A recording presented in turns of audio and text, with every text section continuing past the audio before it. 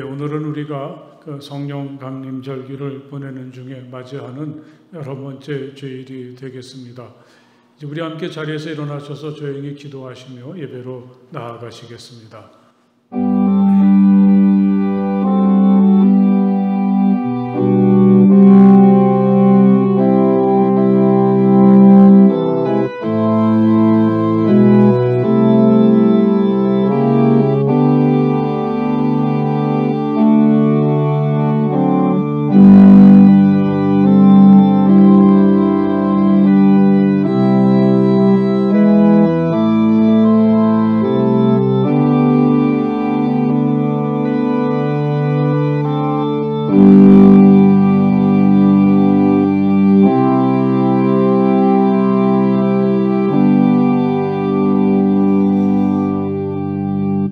하나님, 주님은 나의 하나님입니다. 내가 주님을 애타게 찾습니다. 물기 없는 땅, 메마르고 황폐한 땅에서 내 영혼이 주님을 찾아 목이 마르고 이 몸도 주님을 애타게 그리워합니다. 내가 성소에서 주님을 뵙고 주님의 권능과 주님의 영광을 봅니다. 주님의 한결같은 사랑이 생명보다 더 소중하기에 내 입술로 주님께 영광을 돌립니다. 이 생명 다하도록 주님을 찬양하렵니다. 내가 손을 들어서 주님의 이름을 찬양하렵니다. 아멘.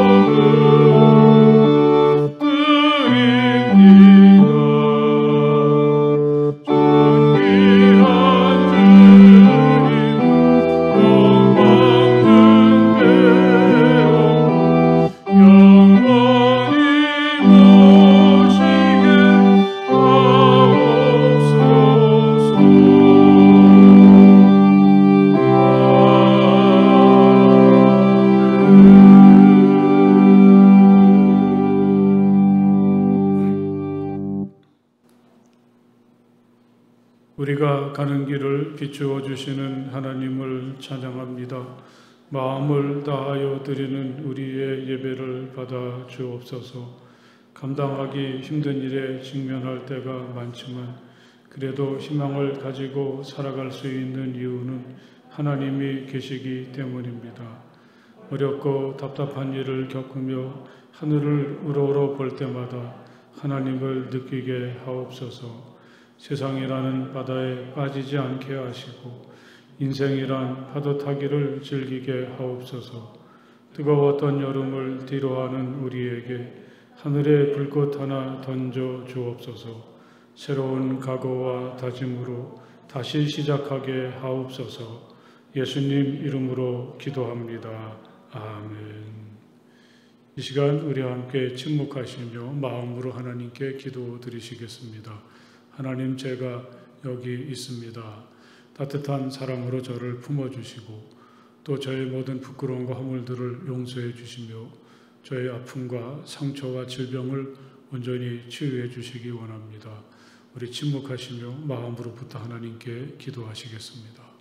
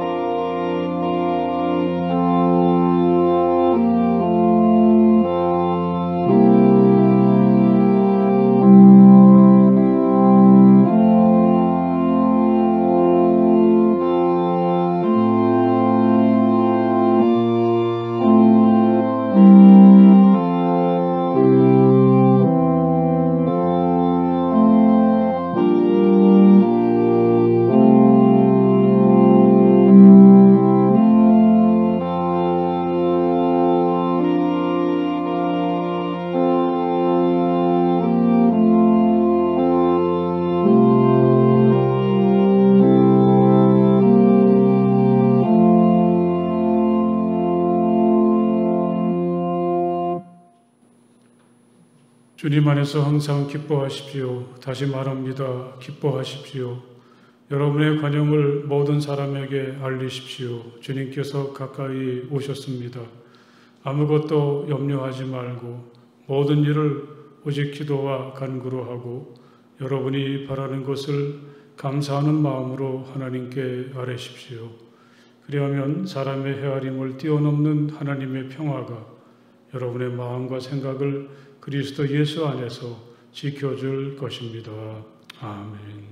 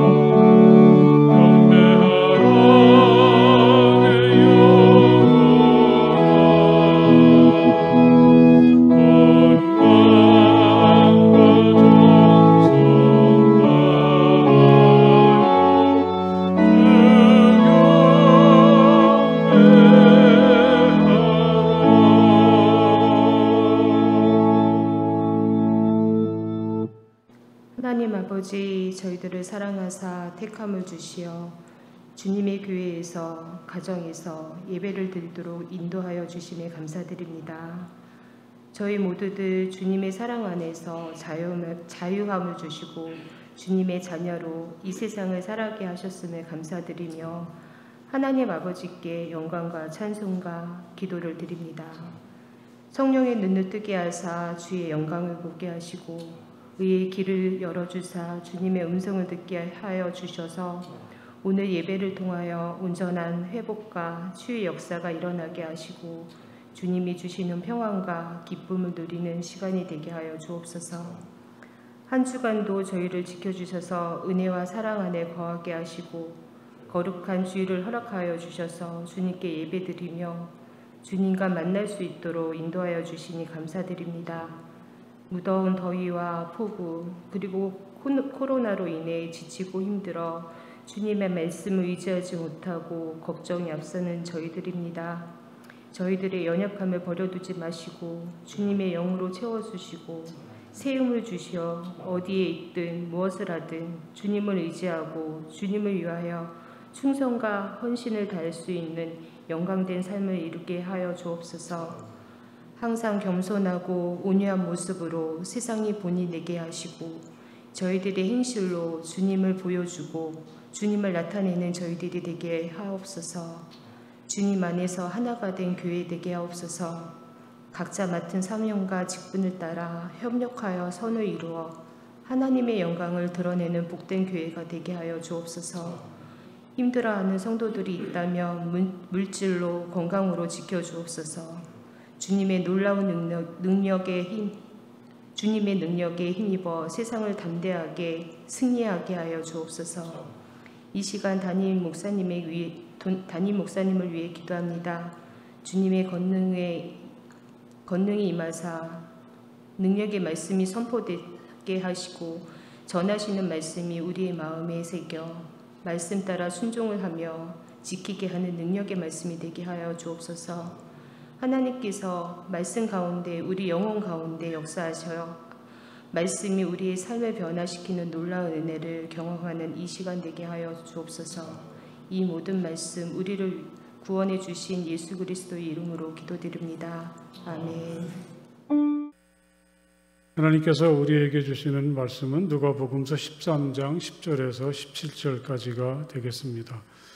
다 찾으십시오. 신약성경 누가복음서 13장 10절에서부터 17절까지의 말씀입니다. 이제 제가 봉독하겠습니다. 예수께서 안식일에 회당에서 가르치고 계셨다. 그런데 거기에 18해 동안이나 병마에 시달리고 있는 여자가 있었는데 그는 허리가 굽어 있어서 몸을 조금도 펼 수 없었다. 예수께서는 이 여자를 보시고 가까이 불러서 말씀하시기를 여자야 너는 병에서 풀려났다 하시고 그 여자에게 손을 얹으셨다. 그러자 그 여자는 곧 허리를 펴고 하나님께 영광을 돌렸다. 그런데 회당장은 예수께서 안식일에 병을 고치신 것을 분개하여 무리에게 말하였다. 일을 해야 할 날이 엿새가 있으니 엿새 가운데서 어느 날에든지 와서 고침을 받으시오. 그러나 안식일에는 그렇게 하지 마시오. 주님께서 그에게 대답하셨다. 너희 위선자들아 너희는 저마다 안식일에도 소나 나귀를 외양간에서 풀어내어 끌고 나가서 물을 먹이지 않느냐. 그렇다면 아브라함의 딸인 이 여자가 18해 동안이나 사탄에게 매여 있었으니 안식일이라도 이 매임을 풀어주어야 하지 않겠느냐. 예수께서 이 말씀을 하시니 그를 반대하던 사람들은 모두 부끄러워하였고 무리는 모두 예수께서 하신 모든 영광스러운 일을 두고 기뻐하였다. 아멘. 여러분 참 반갑습니다. 오늘도 이 성전에서 또 여러분들이 계신 곳에서 기쁨으로 하나님을 예배하시는 모든 분들에게 하나님의 평화가 임하시기를 간절히 바랍니다. 당신에게 하나님의 평화가 임하시길 빕니다. 서로 함께 평화 인사를 나누십시오. 당신에게 하나님의 평화가 임하시기를 빕니다. 올해도 참 뜨거운 날이 오랫동안 지속이 되었었는데 그 더위로 고생하면서도 막연히 떠올랐던 생각은 8월 15일이 지나면 서늘해지겠지 그런 기대였는데 이건 오랜 경험에서 나온 것입니다. 사람들을 만나서 물어보면 더위 때문에 힘들지만 8월 15일 지나면 좀 좋아질 겁니다. 그랬는데 정말 거짓말처럼 8월 15일이 지난 주간에부터 서늘한 바람이 아침 저녁으로 불어서 한겨울 지내기가 편해졌습니다. 우리의 삶이라는 게 이런 거 아니겠습니까? 어떤 때에는 견디기 힘든 고통의 시간이 있습니다. 그럴 때면 이렇게 우리 인생이 끝날 것 같기도 하고 너무 어렵고 힘들어서 견딜 수 없습니다. 그러는 중에도 시간은 흐르고 우리는 안간힘을 써서 버티며 하루하루를 살아가게 되죠. 그러다 보면 내가 모르는 사이에 그토록 나를 힘들게 하던 문제들이 사라졌다는 것을 느낄 때가 있지 않습니까? 마치 뜨거운 폭염 속에서도 그 어려운 조건을 살아내다 보면 내가 너희를 몰아낸 것도 아닌데 말입니다. 서늘한 바람이 들어 불어오는 참 신기하고 믿을 수 없는 일들이 일어나는 것처럼 말이죠. 요즘 새벽 기도 시간에 사도행전의 그 거의 마지막 부분을 통해서 바울의 여정을 계속 읽어가고 있습니다. 이 세 번째 전도 여행을 마친 다음에 많은 사람들의 만리를 부르치고 예루살렘에 갔다가 그만 죽을 고비를 넘기고 기적적으로 살아나서 로마 군의 진영에 갇히는 신세가 되었습니다. 또 천부장의 호의로 간신히 예루살렘을 벗어나서 가이사라에 도착했지만 그곳에서 그는 2년 이상을 감옥에 갇혀 있어야 했습니다. 예루살렘에 갔다가 로마로 가려고 했던 그의 계획이 큰 고비에 직면하게 된 거죠. 그의 운명을 손에 쥔 로마의 총독들은 그를 제물 삼아서 유대인에게 환심을 사려고 합니다. 바울은 정말 큰 위기에 빠졌습니다. 감옥에서 나가면 언제 유대인들이 그를 죽일지 모르죠. 또 총독은 그를 정치적인 흥정물로만 생각을 합니다. 그야말로 어떻게 할 수 없는 최악의 상황이죠. 그런데 그 대목의 말씀을 읽다가 보면은 이 기간에 바울은 만약에 그가 자유로운 상태였다면 도저히 만날 수 없는 사람들을 상대로 예수를 전하는 기회를 얻게 됩니다. 예루살렘 성전의 뜰과 맞닿은 로마 군의 진영으로 올라가는 계단에 서서 바울은 자기를 죽이려고 달려들었던 수많은 군중들에게 다마스커스로 가는 길에서 만났던 예수님을 전할 수가 있었습니다. 또 바울은 천부장이 소집한 유대의 의회에서도 예수님의 부활을 이야기할 수가 있었습니다. 가이사랴에서는 감옥에 갇혀 있었지만 총독은 수시로 그를 불러서 대화를 했었고 또 마지막으로 로마를 향해 떠나기 전에는 유대의 왕과 로마의 총독, 그 당시 행세께나 하는 고위 관료들, 군대의 지휘관들 앞에서도 그는 그리스도를 전할 기회를 얻게 됩니다. 나는 임금님뿐 아니라 오늘 내 말을 듣고 있는 모든 사람이 이렇게 결박을 당한 것 외에는 꼭 나와 같이 되기를 하나님께 빕니다. 정말 이렇게 멋진 간증과 증언이 어디 있을까? 마치 바울의 모든 사역과 전도의 결론과도 같은 이런 멋진 말을 한 것도 죄수의 신분으로서 그때 그 자리에서 했던 말이죠. 여러분, 어찌 사도 바울 뿐이겠습니까? 우리가 살아간다는 게 항상 뒤죽박죽이고 또 도대체 어디서부터 문제를 풀어나가야 할지 답답하고 암담할 때가 참 많습니다. 그런데 이 바울이 우리에게 말해주는 것은 이렇게 우리가 견디기가 힘든 이 심에 겨운 시간들, 내가 전혀 예기치 못했던 어려움들이 나를 괴롭힐 때도 있고 또 스스로의 힘으로 어찌할 수 없는 무기력한 시간이 다시 돌이켜서 생각해보면 사실은 그게 기회이기도 하다는 사실이죠. 이 위기라는 말 속에는 위험과 기회라는 말이 공존하고 있다고 하지 않습니까? 막다른 골목처럼 암담한 순간에 우리에게 길을 열어주시고 멋진 청사진을 펼쳐주시는 분은 바로 우리의 생각이나 지각을 뛰어넘으시는 여호와 하나님이십니다. 사랑하는 여러분, 아무리 햇살이 뜨거운 것 같아도 그 기세는 결코 오래가지 못합니다. 참고 기다리고 희망과 믿음을 잃지 않으면 새로운 시간은 마침내 우리에게 다가오죠. 내가 가장 힘들다고 생각하는 오늘이 지나놓고 보면 가장 멋진 시간일 때도 있지 않겠습니까?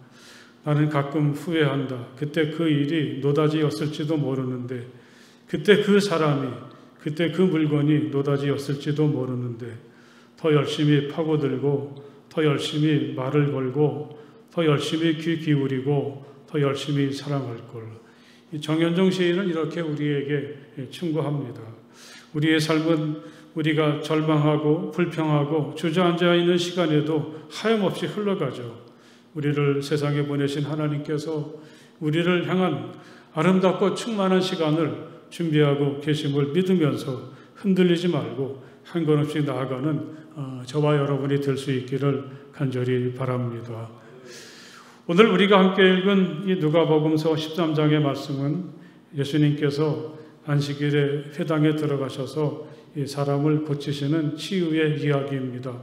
18년 동안이나 병마에 시달리느라 허리가 굽어서 몸을 조금 더 펼 수 없는 한 여성이 예수님을 통해서 고침을 받게 되죠. 때가 마침 안식일이어서 예수님의 행동을 비난하는 사람들도 있었지만, 하지만 예수님은 오늘이 안식일이어서 더욱 이 여성은 고침을 받아야 한다고 생각을 하셨습니다. 예수님을 통해 고침받은 여성은 마침내 하나님을 찬양하고 영광을 돌렸습니다. 이렇게 예수님이 18년 동안이나 병으로 허리를 펼 수 없던 한 여성을 고쳐주신 것도 소중하지만, 마침 이 날이 안식일이었다는 것을 오늘 말씀은 또 중요하게 다루고 있습니다. 회당장이나 전통을 중요하게 생각하는 사람들은 오늘이 안식일이니 사람을 고치는 의료의 행위는 오늘은 하지 말았어야 한다고 주장하지만, 예수님은 오늘이 안식일이어서 오히려 이 여성은 지체 없이 고침을 받아야 된다고 생각을 하셨습니다. 여러분, 오늘의 이야기가 안식일에 회당에서 일어났다는 것을 우리는 먼저 생각해 보아야 되겠습니다. 물론 예루살렘에는 성전이 있었고, 그 성전은 헤롯이 유대인들의 환심을 사기 위해서 많은 돈을 들여서 화려하고 장엄하게 세워졌지만, 이 바빌론 포로 이후에는 이스라엘 사람들에게는 이 회당이 신앙생활의 중심이 되었습니다. 그들은 안식일이면 회당에 모여서 하나님의 말씀을 듣고 기도하고 하나님을 향한 저마다의 신앙을 고백했습니다. 동네마다 세워졌을 이 회당이라는 게 어떻게 하나님의 성전, 예루살렘 성전을 비교할 수가 있겠습니까? 그렇게 화려하지도 장엄하지도 못했을 것이겠죠. 그래도 그들이 회당에 모였을 때 오늘 이렇게 18년 동안을 병으로 허리를 펴지 못했던 여성이 허리를 펴게 되고 이 당당한 인격체로서 하나님께 영광을 돌리는 삶을 시작할 수가 있게 되었습니다. 이 18년 동안이나 허리를 펴지도 못했던 여성이 이 안식일에 회당을 찾아왔다는 것은 그 자체가 감동이고 은혜가 아닐 수 없습니다. 그녀는 도대체 그 굽은 허리로 얼마나 힘들게 회당까지 왔을까요? 그리고 그녀가 회당에 왔을 때 과연 그녀를 따스하게 맞아주는 사람들이 있었을까요? 어쩌면 그녀는 사람들의 냉소적인 눈초리를 온몸으로 느끼며 이 회당에 들어왔을 수도 있습니다. 당시 회당은 완전히 남성 중심적인 공동체였으니까요. 그녀는 회당에 들어와서도 이 사람들의 눈에 잘 띄지 않는 구석자리로 가야 했겠죠. 그럼에도 불구하고 이 여성은 회당을 찾아왔습니다. 몸이 도무지 말을 듣지 않아서 한 걸음씩 움직이는 것도 고통이었지만, 또 회당에 와도 자기를 반겨주기는커녕 달갑지 않은 시선들을 참아내야 했지만, 사랑하는 여러분, 그녀는 이런 모든 어려운 조건을 이겨내고 오늘 안식일에 다시 회당을 찾았고 하나님 앞에 서게 되었습니다. 바로 오늘 이 안식일에 나사렛 예수가 이 회당에 오실 줄 누가 알았겠습니까? 예수님은 사람들을 거기서 가르치고 계셨습니다. 그런데 가르치기를 마치신 예수님의 시선이 한 곳에 머물렀습니다. 예수님은 회당의 구석에서 몸도 제대로 가누지 못하고 고통스럽게 앉아있는 그녀를 보셨습니다. 그런데 예수님의 시선은 다른 사람들과는 많이 달랐습니다. 다른 사람들은 대부분 그녀를 멸시하고 귀찮게 생각했지만, 예수님은 그녀가 겪은 고통을 함께 아파하고 계시고, 무엇보다도 그녀를 하나님께서 정말 사랑하시는 소중한 한 사람으로 바라보셨습니다. 예수께서 이 여자를 보시고 가까이 불러서 여기서부터 그녀를 치유하시는 예수님의 행동이 시작이 됩니다. 아마 예수님은 자신이 이 여자의 거동이 불편하니까 그녀에게 다가가서 그녀를 거기서 고쳐주실 수도 있었을 것입니다. 그런데 예수님은 그녀를 자기에게 가까이 다가오게 하셨습니다. 회당의 구석에 앉아있던 그녀를 회당의 한가운데로, 요즘 우리 젊은 친구들이 하는 말로 하면 무대의 센터로 그렇게 불러내셨습니다. 이건 예수님이 좀 더 많은 사람들에게 자기의 능력을 과시하고 자기를 뽐내기 위해서 그런 것은 결코 아니죠. 예수가 그녀를 존중하시고 소중히 여기고 계시다는 사실이 드러나는 대목입니다. 당신은 더 이상 이제 구석에 숨어 있을 필요가 없습니다. 이제 당신은 이 회당에서 그리고 이 세상에서 그리고 당신의 인생에서 바로 당신이 중심입니다. 이 세상에 당신보다 더 중요한 사람은 없습니다. 하나님께서 보시기에는 당신이 이 회당에서 가장 중요한 자리, 센터를 차지하기에 충분합니다. 이런 예수님의 마음이 이런 행동 속에 담겨 있죠. 사람은 겉모습을 따라 판단하지만 저는 중심을 본다. 우리 하나님은 겉모습이 아니라 중심을 보시지 않습니까? 이 겉으로 따지면 가장 초라하고 연약하지만 이런 모습으로 회당을 찾은 그녀보다 더 간절한 마음을 가진 사람이 어디 있겠습니까? 하나님의 마음을 이 사람보다 더 깊게 움직이는 사람이 어디 있겠습니까? 그녀는 예수님이 보시기에 회당에서 가장 높고 귀한 자리를 차지하기에 충분한 자격이 있었습니다. 여러분, 오늘 여러분들에게도 이런 믿음이 있고 이런 하나님의 은혜가 임하시기를 간절히 바랍니다. 18년 동안 허리가 굽어져서 몸 한번 펴지 못한 이 여성이 때로 우리들 자신일 수도 있지 않겠습니까? 이 세상을 살아가는 일이 왜 이렇게 힘들고 고통스러운지 우리는 점점 더 움츠러들고 어디 가서도 마치 죄인인 것처럼 허리 한번 제대로 펴지 못하고 뒷자리를 찾기에 급급합니다. 그러나 우리가 그럼에도 불구하고 낙심하지 않고 하나님의 전을 찾아올 때 예수님이 우리를 맞아주시죠. 예수님은 우리들에게 이리 가까이 오시오. 이 자리에 서시오. 당신은 더 이상 변두리에 숨어 살 사람이 아닙니다. 당신이 세상의 중심입니다. 주님은 우리를 이 세상의 중심으로 초대해 주시죠. 그래서 우리는 뭘 많이 가져서가 아니라 예수님 앞에 설 때 비로소 사람답게 역사의 중심에서 내가 세상의 중심이 되어서 살아갈 수가 있게 된다는 것, 이 말씀을 통해서 깨닫게 됩니다. 우리 옆에 계신 분들하고 하면 서로 격려해 보십시오. 바로 당신이 세상의 중심입니다. 아직도 잘 실감이 나지 않으시죠? 여자야, 너는 병에서 풀려났다. 마침내 예수는 이렇게 말씀하십니다. 그리고 여성의 병이 나았다는 것을 확인하시듯이 손을 그녀에게 이렇게 얹어주셨습니다. 마침내 예수님은 18년 동안 그녀를 힘들게 했던 병을 고쳐주신 거죠. 허리를 굽게 하고 몸을 펴지 못하던 병에서 마침내 그녀가 해방되는 순간입니다. 오늘 이 말씀을 설명하는 학자들은 여러분에게 미리 말씀을 드렸던 것처럼 이 이야기의 주인공인 이 여성이 단지 예수님 시대를 살았던 한 사람에 그치지 않는다고 그렇게 읽고 있습니다.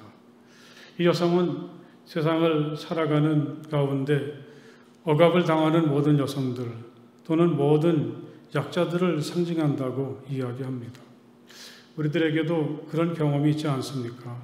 무엇인가에 억눌리고 또 상처를 받게 되면 그것을 잘 극복하지 못한 채로 다른 사람들에게는 그런 내색도 하지 못한 채로 지나가다 보면 우리의 허리는 굽은 채로 굳어지고 또 제대로 기지개 한 번 펴지 못하고 사는 경우가 얼마나 많이 있습니까?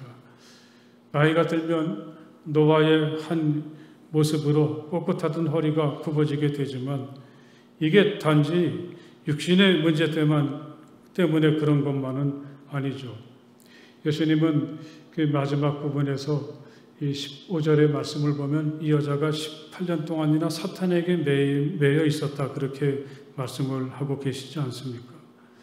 무엇인가에 치이고 상처에 있고 그래서 소심해지고 억눌린 채로 살아가게 되죠. 그런 아픔을 치유받지 못하고 오랜 시간 지나다 보면 우린 누구나 다 오늘 말씀 속의 여성처럼 어떤 한 부분이 굽어 있게 되고 또 굳어지게 되고 잘 낫지 않는 고통 속을 헤매게 됩니다. 이런 우리의 아픔과 한계를 아시는 주님이 오늘 이 아침에 우리를 주님 곁으로 불러내시고는 너는 병에서 풀려났다. 이렇게 말씀하시고 손으로 우리 아픈 곳에 얹어 주십니다. 오늘 여러분 모두에게도 너는 병에서 풀려났다. 그렇게 말씀해 주시고 또 우리를 치유해 주시는 주님의 은혜가 임하시기를 간절히 바랍니다. 또 주님께서 여러분의 아픈 상처를 아시고 또 거기에 손을 얹으셔서 이 마비되었던 부분이 풀어지게 되고 또 굳어져서 죽은 것처럼 되었던 마음속에 생기가 넘치고 그래서 병에서 풀려나고 온전해지는 하나님의 은혜가 오늘 이 시간 주님 앞에 서 있는 여러분 모두에게 임하시기를 주님의 이름으로 간절히 축복을 드립니다. 할렐루야. 그러자 그 여자는 곧 허리를 펴고 하나님께 영광을 돌렸다. 마침내 그녀는 예수를 통해서 정말 달라진 모습을 하게 되었습니다. 그녀는 곧 허리를 펴게 되었습니다. 이 광경을 상상만 해도 속이 뻥 뚫리는 것 같지 않습니까?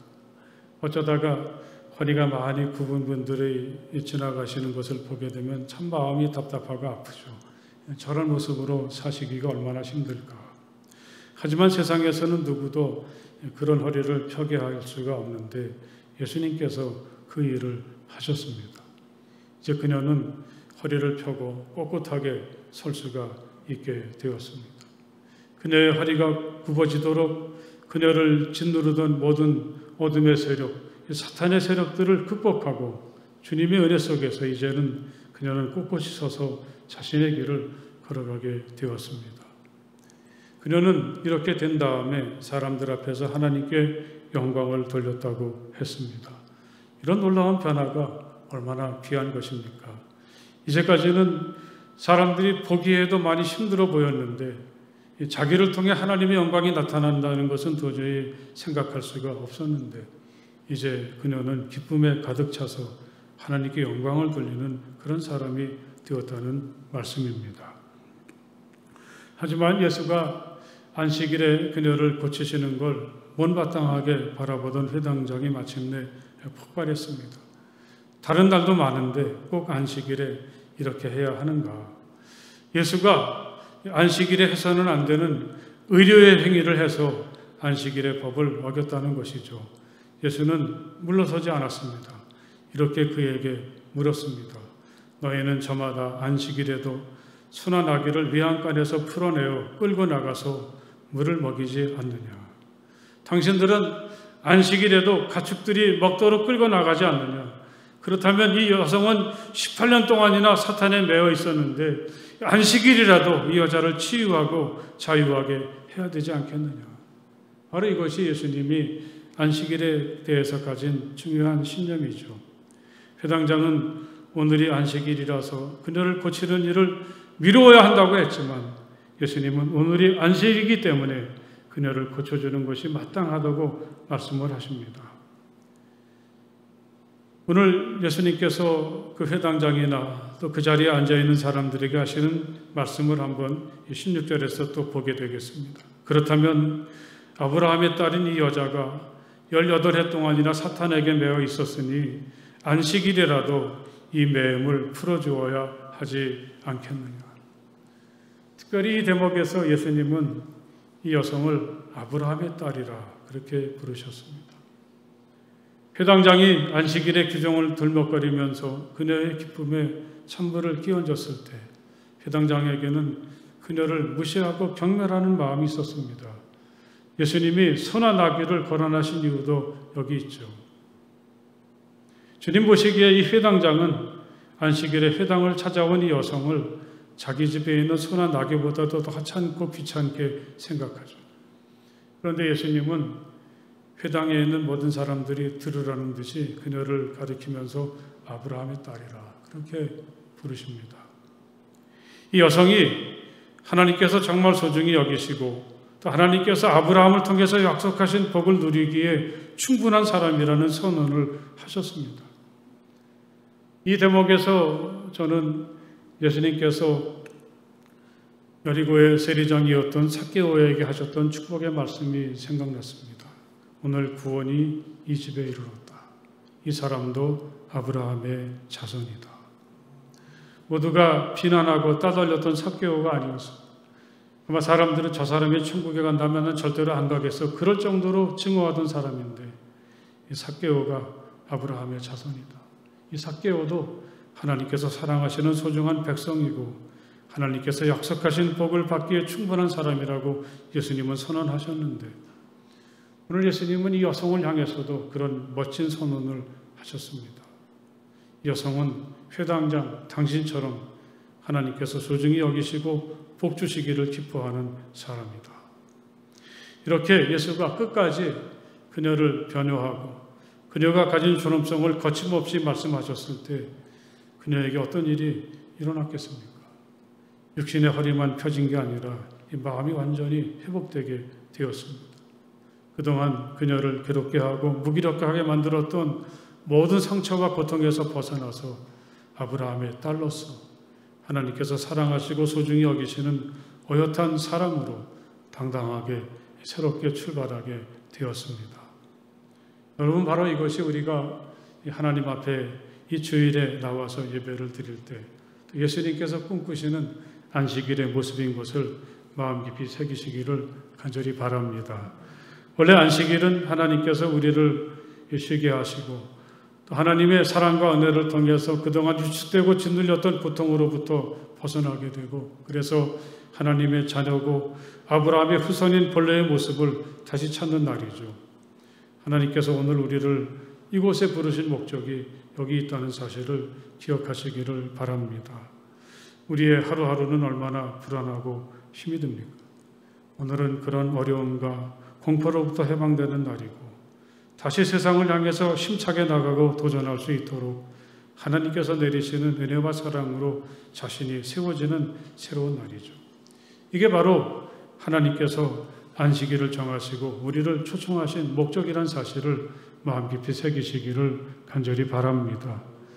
하지만 날이 갈수록 이 안식일이란 날에 하나님이 담아주신 생명력은 혹시 우리의 신앙생활 속에서 사라져버리고 있지는 않습니까? 당시 회당장이 생각했던 것처럼 형식만 남아있는 시간이 되지는 않았습니까? 우리가 하나님께 예배드리는 일이 하나의 습관에 불과하지는 않는지 우리는 이 말씀을 읽을 때 다시 한번 스스로를 돌아보게 됩니다. 우리 하나님은 우리를 율법이나 법조문 또는 전통이나 습관의 노예가 되게 하기 위해서 우리를 이 자리에 부르지 않으셨습니다. 우리를 얽매는 모든 것에서부터 우리를 해방시켜 주시고 그래서 굽었던 허리를 펴게 하시고 변두리에 숨어있는 우리들을 세상의 중심으로 세워주십니다. 그 어떤 사람도 아닌 바로 내가 역사의 중심이고 지금 내가 서 있는 이 자리가 세상의 중심이라는 것. 그러니 우리는 나의 삶을 결코 포기해서도 안 되고 타협할 수도 없다는 분명한 사실을 일깨워 주십니다. 사랑하는 여러분, 우리는 누구나 이 삭개오나 이 여성처럼 아브라함의 후손이 되었습니다. 하나님은 우리를 아브라함처럼 복을 누리도록 그리고 그 복을 후손과 이웃들에게 전하도록 진정한 생명으로 초대해 주셨습니다. 우리 세상에 그 많고 많은 사람들 중에서 하나님이 불러주시고 살펴주시고 기대와 꿈을 가지고 있는 아주 특별한 사람들이죠. 그 옛날 아브라함과 함께 하시면서 그를 특별한 복의 근원으로 만드셨던 하나님의 손길이 오늘도 우리와 함께하고 있습니다. 이 세상에는 참 많은 사람들이 살고 있지만 하나님을 향한 믿음으로 살아가는 우리들은 그렇기 때문에 아주 특별하고 소중하다는 사실을 마음 깊이 새기시기를 간절히 바랍니다. 다시 한번 옆에 계신 분들하고 한번 인사해 보십시오. 당신은 아주 특별하고 소중합니다. 당신은 아주 특별하고 소중합니다. 우리는 모두 예수께서 하신 모든 영광스러운 일을 두고 기뻐하였다.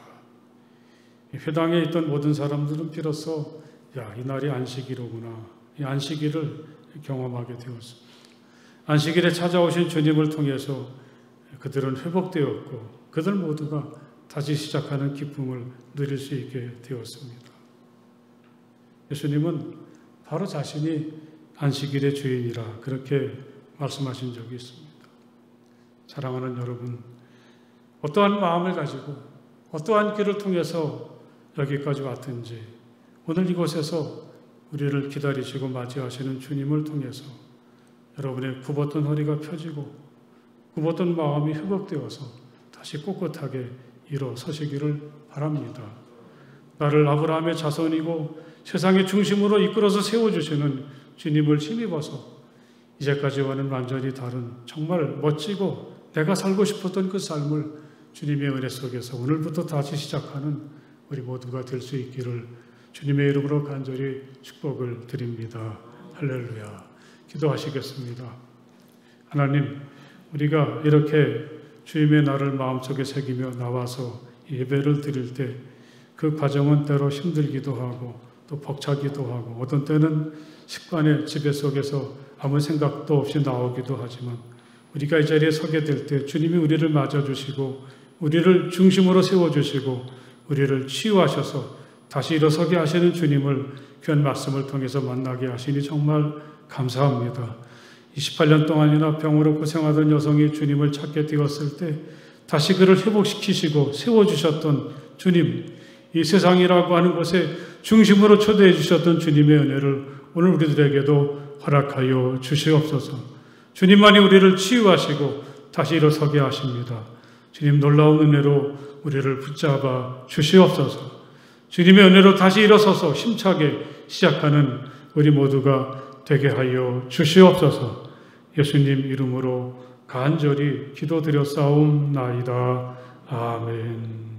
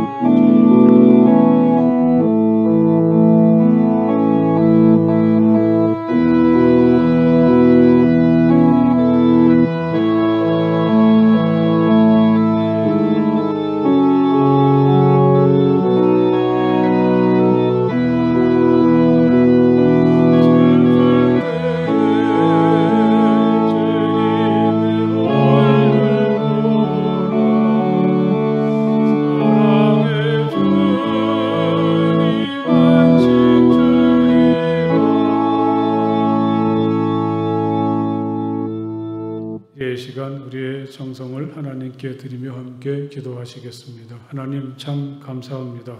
이 뒤숭숭하고 불안한 세상이지만 하나님의 은혜 속에 또 하나님께서 비추어 주시는 빛 가운데 살게 하시고 다시금 이 기쁜 주님의 날에 주님을 예배하게 하시니 정말 감사합니다.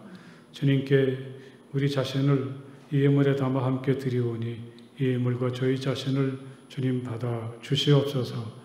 우리의 정성이 담긴 예물이 이 세상을 밝게 하고 하나님 영광을 드러내는 데 잘 사용될 수 있도록 인도해 주시기 원합니다.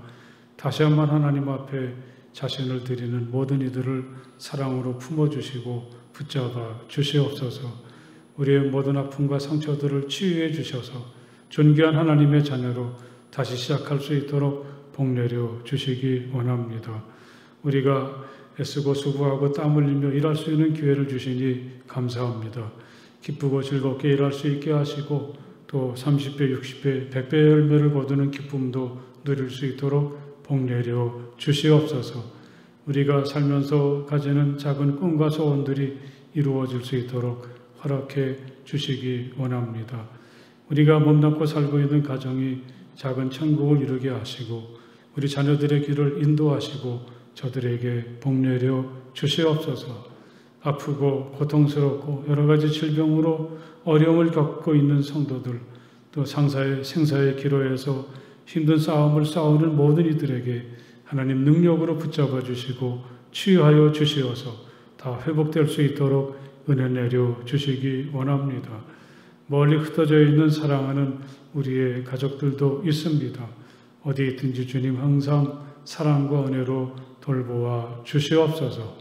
우리 주님 예수 그리스도의 이름으로 간절히 축복하며 기도드렸사옵나이다. 아멘. 네, 할렐루야. 여러분 참 반갑습니다. 우리 옆에 계신 분들하고 사랑하고 축복합니다. 한번 함께 인사하십시오. 사랑하고 축복합니다.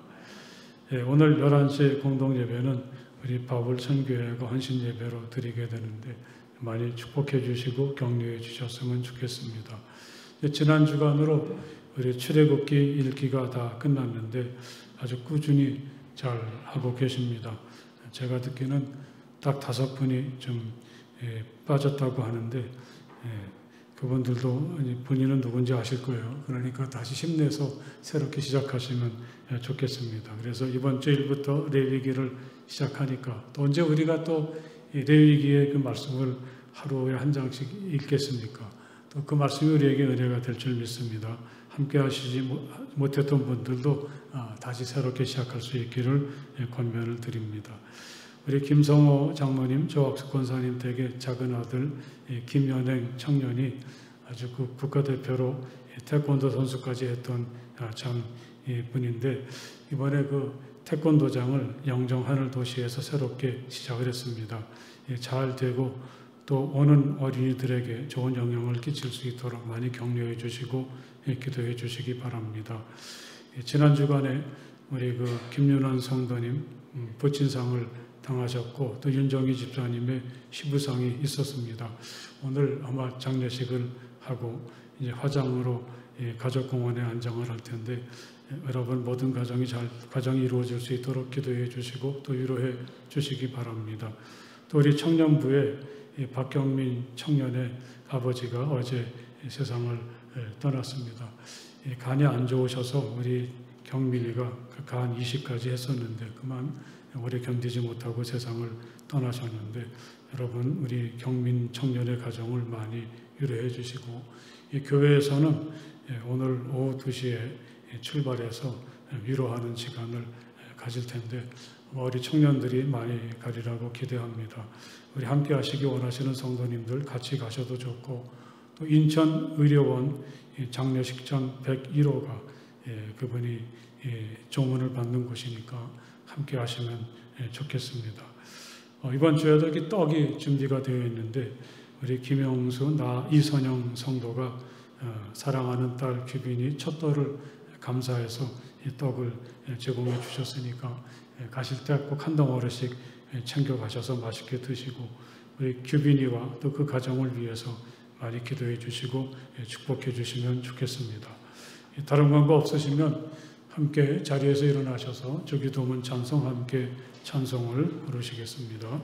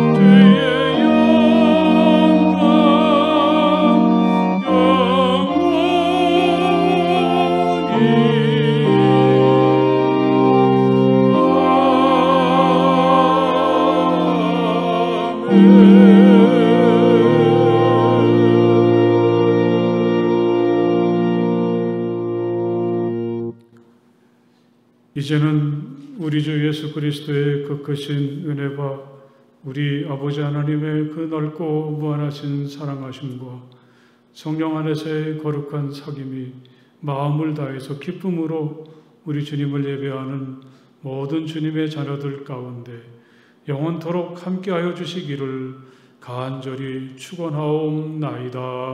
아멘.